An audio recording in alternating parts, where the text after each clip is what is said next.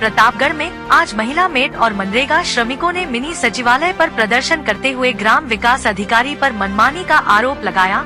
इन्होंने collector doctor Anjali Rajauria को सौंपे गए ज्ञापन में ग्राम विकास अधिकारी पर मनमानी और राजनीतिक दबाव में काम करने का आरोप लगाया।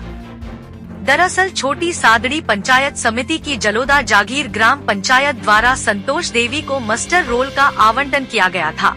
आप तलाई में ग्रेवल सड़क और पुलिया निर्माण को लेकर 1 मई 2024 से 15 मई 2024 तक 61 श्रमिकों का मास्टर रोल ग्राम विकास अधिकारी सूरजमल द्वारा जारी किया गया।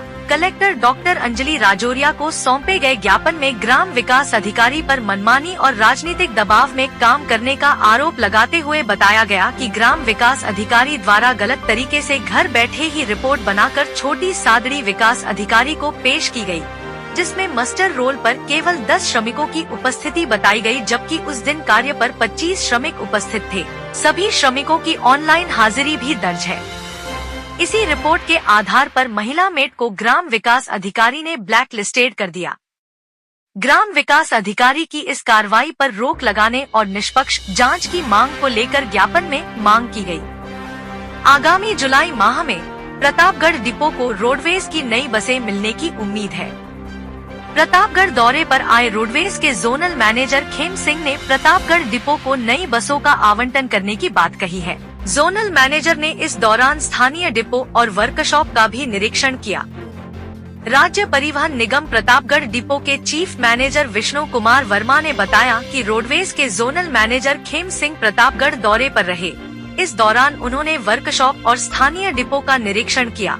यहाँ से गुजरने वाली बसों के विषय में उन्होंने जानकारी ली, साथ ही बसों के रखरखाव, डिपो की साफ सफाई को लेकर भी दिशा निर्देश प्रदान किए। इस दौरान मीडिया से बातचीत करते हुए जोनल मैनेजर ने कहा कि बसों की संख्या बढ़ाने के लिए रोडवेज प्रबंधन नई बसों की खरीदी कर रहा है, साथ ही ऑन कॉन्ट्रैक्ट पर भी बसें लगाई जा रही है, लेकिन प्रतापगढ़ के लिए ऑन कॉन्ट्रैक्ट पर किसी ने भी रुचि नहीं दिखाई।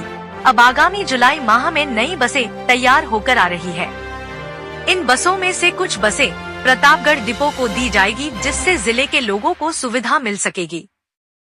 देखिए, यात्री सुविधाओं में जहाँ तक बसेज की संख्या बढ़ाने का प्रश्न है, तो हमने 2 तरह से हम बसेज लेते हैं अपने रोडवेज में। एक ऑन कॉन्ट्रैक्ट मॉडल है और एक अपनी खुद की परचेज करते हैं।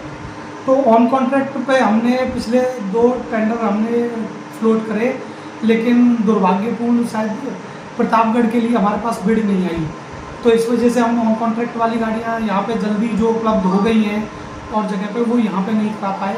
अब हमने अपनी खुद की 510 बस का ऑर्डर दिया है, जो मेरे हिसाब से जुलाई के फर्स्ट वीक में हमें बसेज मिल जाएंगी। मई में चैसी आने की उम्मीद है और 1.5 से 2 महीने बॉडी बनने में लगेंगे।